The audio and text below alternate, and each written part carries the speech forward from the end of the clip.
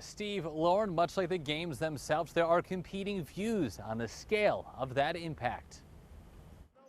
In sports-crazed Carolina, you may soon be able to back your team with a bet. That in a short period of time, you'll have, roughly $500 million a month, $6 billion a year wagered by people in North Carolina.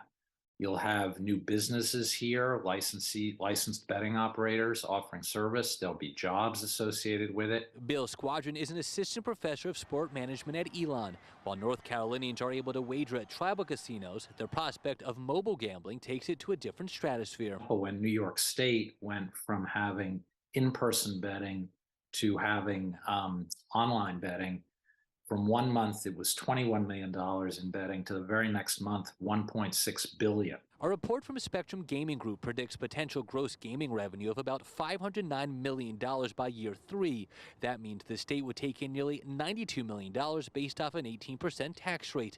It's money that would go towards athletics initiatives, smaller sports programs in the UNC system, and problem gambling programs. But opponents believe the figures being shared are not accounting costs. It actually undermines state tax revenues because the social costs are at least $3 to $12 for every $1 in new revenues. What is that? New addicted gamblers, new bankruptcies as people lose their money. John Kint is a professor emeritus at the University of Illinois who opposes legalization of sports gambling. He shared his concern on the impact it could have on younger people. They're target marketing the kids. They want the future generation. Kids don't get it.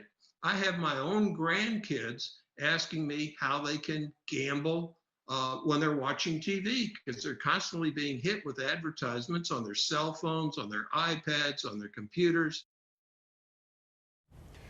Now, to borrow a gambling term at this juncture, it appears that the odds of this becoming law seem to be quite high. The Senate passed a similar bill last session, the House already doing so this go-around. One amendment to come from this afternoon's Senate committee hearing is that start date. Initially, it was going to be in January of 2024. That amendment calls for within 12 months of the law eventually becoming enacted. I'm Michael Perchik, ABC 11 Eyewitness News.